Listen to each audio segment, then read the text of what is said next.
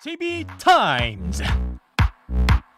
더 막내 작가와 함께 시선 집중의 문을 열겠습니다. 어서 오세요. 네, 안녕하세요. 더막갑니다. 네. DIK님께서 신선한 아침, JB는 아침 산책을 못하니 내가 대신해 줄게요. 안녕이라고 보내주셨는데요. 아침 산책 좋죠. 네, 여러분은 지금 산책하며 듣기 좋은 방송 시선 집중과 함께하고 계십니다. 네. A스타인 가시죠. 네, 고발사주 의혹과 관련해서 김웅 의원과 제보자 조성은 씨의 통화 녹취록이 보관됐다. 이런 소식 저희가 전해드린 적이 있죠. 예. 어제 조성은 씨가 표창원의 뉴스 하이킥에 출연을 해서 자세한 내용을 좀 공개를 했습니다. 네. 오디오부터 잠깐 들어보시죠.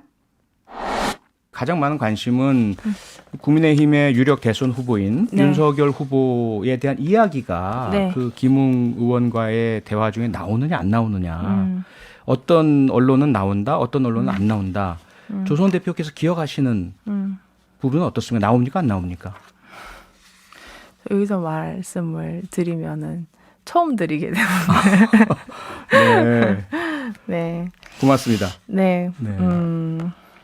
과연 1회일까요? 1회 불가할까? 네. 아하, 복수로 나온다. 그거는 모르겠습니다. 네, 그러니까 나오긴 나온다. 뭐 제가 뭐 더 이상 얘기를 할 수는 없을 부분이 알겠습니다. 네. 지금 들으신 대로 김웅 의원과 대화 중에 윤석열 후보 이름이 나왔느냐 질문에 과연 한 번일까요? 라고 좀 약간 의미심장한 얘기를 하긴 했습니다. 네. 그리고 김웅 의원이 저희라는 표현을 썼다. 여기서 저희란 당내만을 의미하는 건 아닌 게 명백하다. 그리고 수사 속도가 정체되면 녹취록 전체 공개도 고민하겠다. 이런 이야기를 했거든요. 네. JB, 특히 어디에다가 밑줄을 그어야 될까요? 그러니까 이제 윤석열 후보의 이름이 등장하느냐 안 하느냐라고 하는 것은 사실은 조금 전에 이제 표창원 진행자도 잠깐 언급을 했던 것처럼 언론이 좀 보도가 갈렸던 거거든요. 네. 이렇기 때문에 이제 사실관계가 좀 확인이 돼야 되는 부분인데 조성은 씨의 이야기를 보면 단정적으로 그렇다 아니다라는 이야기는 아니죠. 다만 뉘앙스상으로는 등장한다. 그것도 복수로 등장한다라는 걸로 이해할 수밖에 없는 네. 그런 뉘앙스다라고 하는 점만 좀 확인을 하겠는데 핵심은 등장을 하더라도 어떤 맥락에서 어떤 의미로 등장하느냐가 제일 중요한 문제 아니겠어요? 네. 그잖아요. 여기서 이제 뭐 저희냐 우리냐 그 전에 나왔던 보도는 우리다.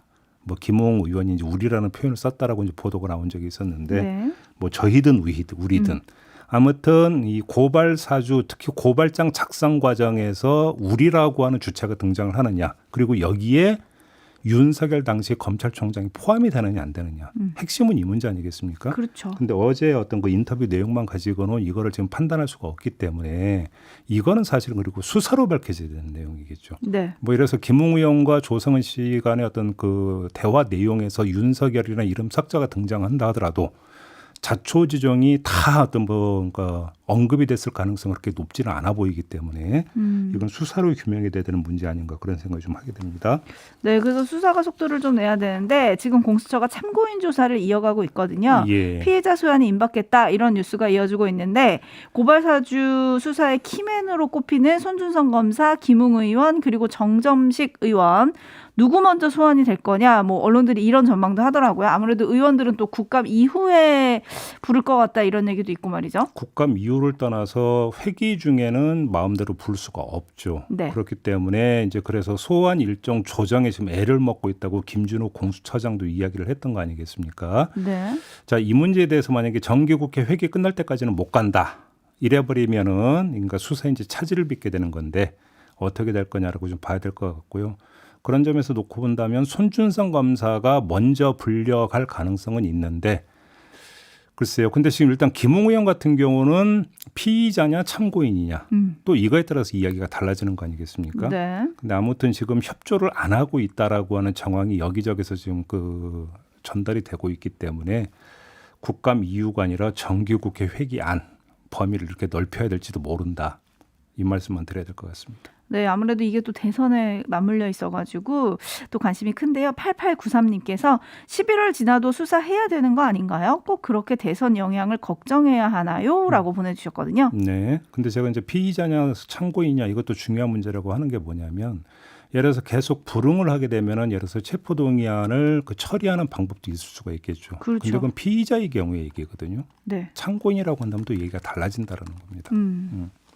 알겠습니다. 자, 요건 또 지켜봐야 될 일인 것 같고요. 뉴스와 분석이 함께하는 JB타임즈 오늘 주목할 뉴스들 챙겨드리겠습니다. 첫 번째 뉴스는 오디오로 먼저 만나보시죠.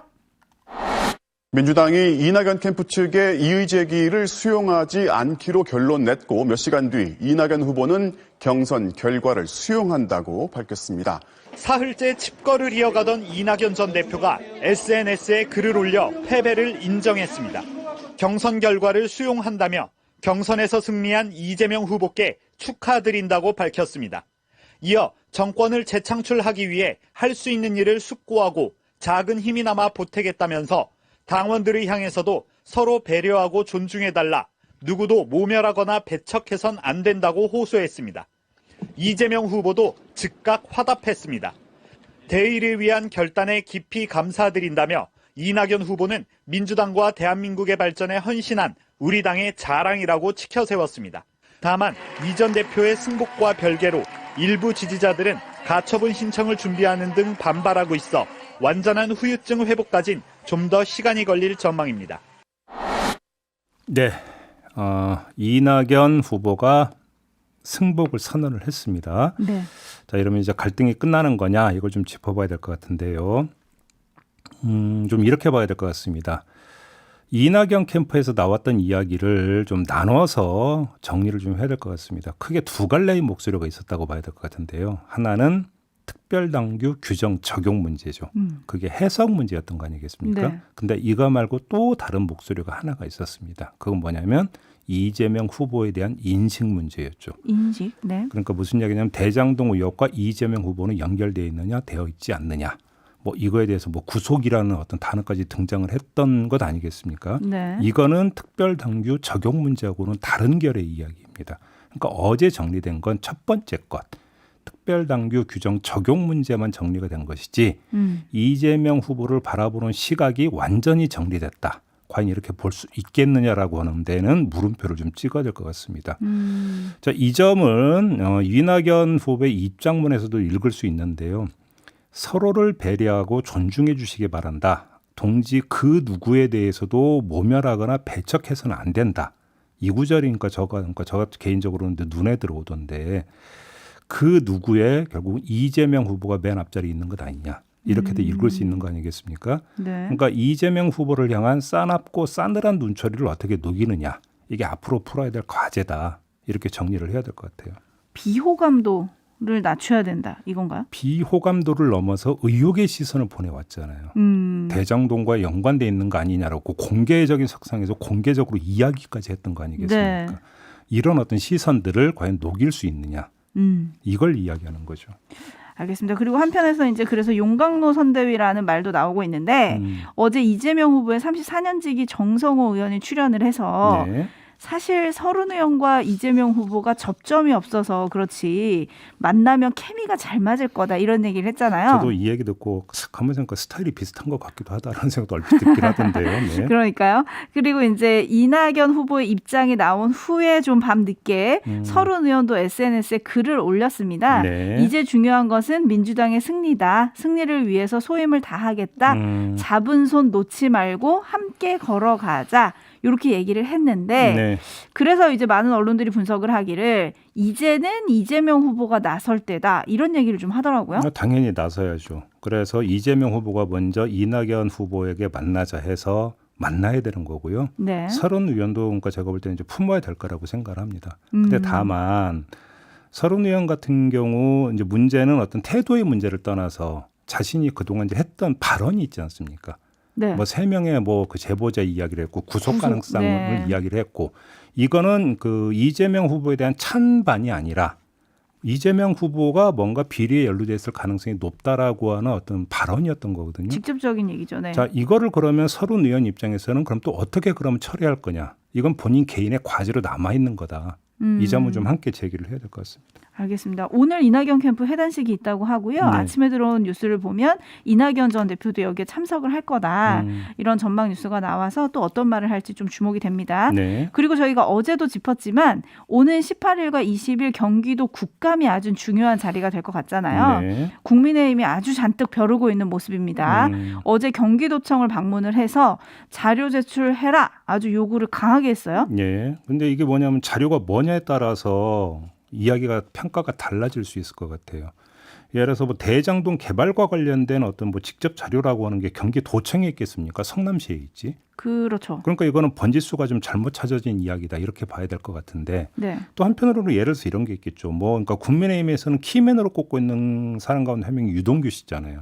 유동규 씨 같은 경우는 경기관광공사 사장을 지냈던 사람 아닙니까? 네. 그러니까 국민의힘에서 요구하는 자료 중에는 유동규 씨 경기관광공사 사장, 뭐 선임과장이라든지 관련 자료 내놔라. 이런 거라고는 그건 경기도청에 있을 수도 있겠죠. 있다면 그건 또 내놔야 되는 거겠죠. 그렇지 않겠습니까? 그렇죠. 네. 그러니까 한드럼으로 그러니까 해서 있다 없다라고 이야기할 성질의 문제는 또 아닐 수도 있다. 다만 네.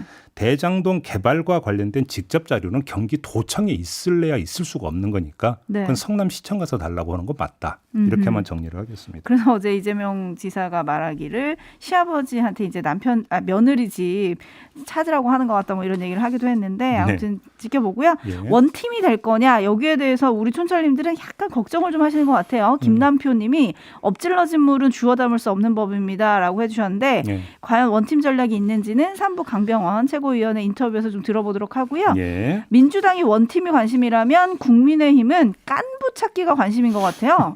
깐부가 요즘 유행어인데 뭐 네. 같은 편, 동맹 이런 뜻이잖아요. 네.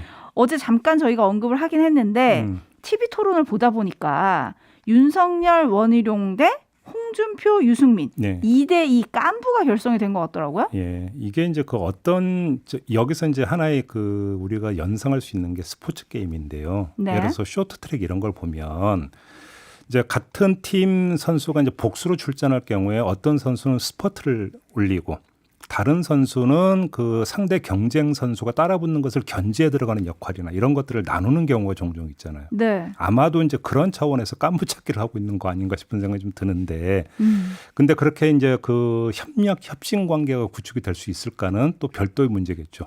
왜냐하면 이 네 명은 딱 하나의 어떤 결승점만 바라보고 각각 자기 트랙에서 뛰고 있는 육상 선수들이기 때문에 누구는 견제 역할을 맡고 누구는 치고 나가는 역할을 맡는 역할 분담이 될 수 있는 성질의 문제는 기본적으로는 아니기 때문에요. 네. 그렇지 않겠습니까?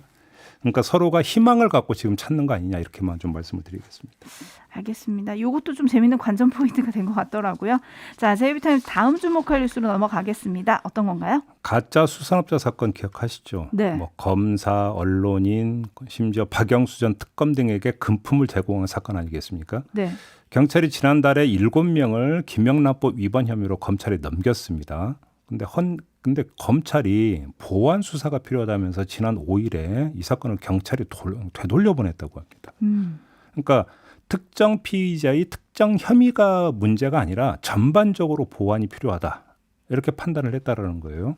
그래서 뭐 사실상 재수사를 해야 한다 이런 보도가 있기는 하던데 네. 이걸 어떻게 봐야 됩니까? 그러니까 수사 결과 전반에 대해서 보완 수사를 요구했다라는 게 주목거리인데요. 한마디로 다 부실하다 이런 거잖아요. 네. 자, 이런 판단이 경찰에 대한 검찰의 견제 차원이라면 그건 좀 문제가 되겠죠. 그렇다고 경찰을 두둔하기도 좀 힘든 게 고가의 금품을 제공한 사실은 밝혀냈다면서도 대가성은 하나도 밝혀내지 못했었잖아요. 그렇죠. 그래서 저희도 그때 이제 그 지적을 했던 거 아니겠습니까? 네. 그래서 만약에 검찰이 이 문제를 그러니까 제기를 한 거라면 그거는 타당한 지적일 수가 있다. 그렇죠. 그러니까 반쪽짜리 수사 결과였다면 반쪽을 마저 채워야 되는 거죠. 네. 그러니까 이렇게 일단 봐야 될 것 같고요. 그다음에 말 나온 김에 하나만 더 지적을 하겠는데요. 이 검찰이 곽상도 의원 아들 50억 건을 자신들에게 넘기라고 경찰이 요구했다라는 뉴스가 어제 있었습니다. 있었어요.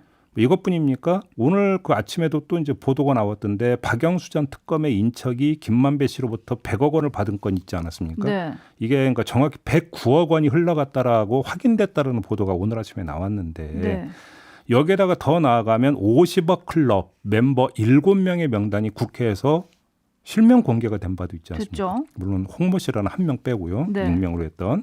자, 그러면 지금 곽상도 의원 아들 건을 이 경찰에게 이제 넘기라고 한 걸 보니까 검찰이 이걸 전담해서 수사하겠다 이런 뜻 같은데요. 자, 그러면 경찰의 가짜 수산업자 수사와는 질적으로 다른 결과를 검찰은 내놓을 수 있느냐? 어찌 보면 비슷한 건 아니라고 봐야, 그러니까 비슷한 건이라고 봐야 되지 않겠습니까? 네. 자, 이 점을 또 하나의 어떤 그 관전 포인트로 좀 올려야 될 것 같은데요. 지금까지의 관전평을 짧게 말하면 질 높은 건 둘째치고 속도조차 너무 느렸거든요. 네. 이 건에 대해서는. 그러면 검찰은 경찰과는 다르게 아주 질 높은 수사 역량을 보여주면서 속도를 올릴 수 있을 것인지 한번 경찰에 지적한 그런 어떤 그 정밀함을 가지고 검찰이 수사할 수 있을지 네. 한번 지켜봅시다. 근데 한편으로는 이게 검찰과 경찰이 경쟁적으로 수사를 하거나 아니면 이렇게 따로따로 하는 것보다 여기야말로 원팀이 돼야 되는 거 아니에요? 아, 갑자기 들었습니다. 그런 생각이. 네. 네, 그리고 대장동 수사팀 인력을 대폭 증원한다. 증원이 완료가 되면 검사 수만 최소 20명에 이르게 될 거다. 이런 보도도 나왔거든요. 네. 그럼 어떻게 좀 속도가 붙을까요? 20명이 아니라 40명을 붙여서라도 최대한 빨리 그 수사를 해야 된다라고 저는 생각을 합니다. 네.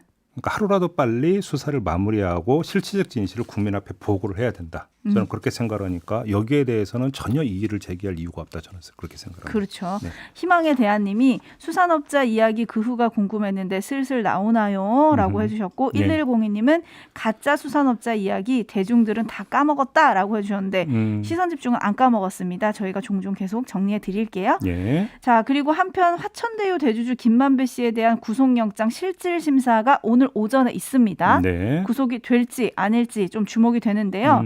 요것도 좀 지켜봐야 될 것 같고, 그리고 어제 천화동인 4호 남욱 변호사의 추가 인터뷰가 공개가 됐어요. 네. 나는 그냥 업자다. 개발업자다. 지분 구조는 화천대유에서 한 걸로 안다. 김만배 회장이 거짓말을 진짜 많이 한다. 직원 비용 등 비용 부담 문제로 우리끼리 싸운 적이 있다. 그리고 곽상도 아들의 퇴직금은 내가 봐도 상식적이지 않다. 뭐 이런 말들을 쏟아냈는데 듣고 보니까 여기도 등장인물들이 편이 나뉘더라고요. 남욱 변호사와 정용학 변호사, 회계사가 한 팀, 네. 김만배 씨와 유동규 전 본부장이 한 팀. 여기도 깐부인 것 같아요. 이거야말로 오징어 게임에 빗댈 수 있을 것 같습니다. 아하. 왜냐하면 너희가 죽어야 우리가 산다. 그잖아요. 네. 그냥 단순한 깐분이 아니냐를 떠나서 네. 이 차원 아닙니까 지금? 네. 그렇게 놓고 본다면 오징어 게임에 비유할 수 있겠네요.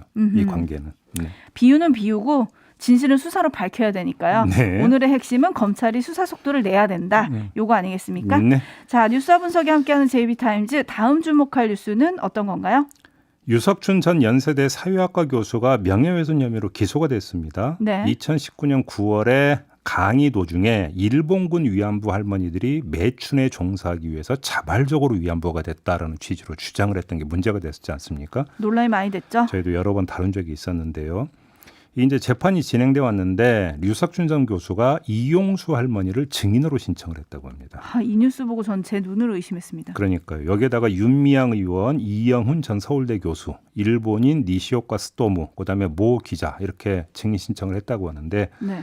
이용수 할머니를 증인으로 신청한 데 대해서 유석춘 교수 쪽이 뭐라고 주장을 했냐면 이용수 할머니가 위안부에 끌려갔다고 했다가 업자에게 홀려서 갔다고 하는 등 증언이 왔다 갔다 해서 본인에게 직접 확인하겠다라는 차원이다. 이렇게 설명을 했어요. 자, 여기서 우리가 한번 이야기하는 게 굳이 이용수 할머니를 증인으로 불러야 되겠느냐라는 문제 아니겠습니까? 네. 한번 상상해 봤습니다. 자, 증인으로 나온 이용수 할머니에게 자발적으로 위안부가 된 겁니까? 아니면 끌려간 겁니까? 이렇게 물어보겠다라는 거잖아요. 네. 정말 이렇게까지 해야 할까 싶은 생각이 좀 솔직히 좀 들었어요. 그런데 이건 뭐 관찰자의 시각이고 본인에게는 자기의 무죄가 제일 중요하다고 생각을 하겠죠. 뭐 그냥 그렇다 치겠습니다. 네. 그래서 자, 재판부가 이 신청을 받아들일지 말지 지켜볼 일이지만 만약에 받아들인다면 그래서 제가 마지막으로 유석춘 전 교수에게 묻고 싶은 게 딱 하나 있어요. 이용수 할머니가 증인으로 나와서 끌려간 것이다라고 증언을 하면 승복할 겁니까? 그걸로 끝내고 제가 강의에서 했던 이야기는 잘못된 발언입니다라고 인정할 겁니까? 저 딱 물어보고 싶은 게 이거 하나거든요. 그러니까요. 그렇죠. 네. 마음속 신념이 강하면 눈에 보이는 진실도 외면하게 되는 일이 종종 있잖아요. 네. 이분도 그러신 게 아닌가 싶은데 촌철님들이 화가 좀 나셨네요. 김명숙님 휴라고 해주셨고요. 상록수님은 고문이네 고문이라고 해주셨는데 재판부가 받아들이지는 않겠죠? 그렇게 한번 좀 봅시다. 재판부 네. 판단을 일단 좀 기다려 봐야 되지 않겠습니까? 그렇습니다. 이렇게 네. 마무리해야 되는데요. 네. 오늘 주목해야 할 판결이 하나 있습니다. 오늘 오후 2시에 윤석열 전 검찰총장이 법무부 장관을 상대로 낸 징계처분 취소 청구 소송 1심 판결이 오늘 있거든요. 네. 과연 법원이 어떤 판단을 하는지도 주목해 봐야 할 것 같습니다. 그러게요. 자, 이렇게 마무리하겠습니다. 더마카 수고하셨습니다. 감사합니다.